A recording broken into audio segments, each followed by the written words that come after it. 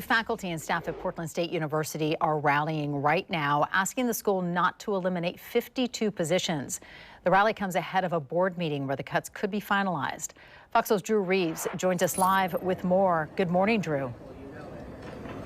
Good morning. Yeah, that rally has just kind of wrapped up, but is now transitioning into that board meeting. You can see there are still some supporters and union members who are hanging out here out front of Portland State University, but many of them have now gone into that Board of Trustees meeting where the budget could be finalized, which would include the elimination of 52 positions for staff and faculty at Portland State University, as well as eliminating 2 programs, reductions to at least 7 departments as well. So they're going in hoping to make their voices heard before the Board of Trustees makes that final decision. And the expected cuts are coming as the school is facing a $35 million budget deficit. Impacted faculty have already received their 12-month layoff notices. PSU President Ann Cudd does say that the cuts are going to save the university $16 million. But throughout this process, union representing PSU faculty say that they've been pushing the university to fight for more funding from state politicians rather than making cuts.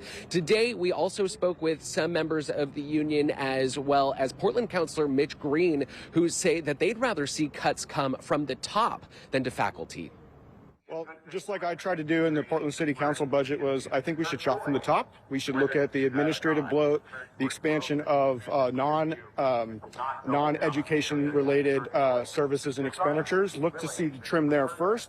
Focus on your core delivery, which is professors, which is programs for students, classes that they can actually enroll in. Let's focus there first, and let's be ready to go to the state legislature, PSU, as a united front with City Council, with these unions, and demand better from Salem.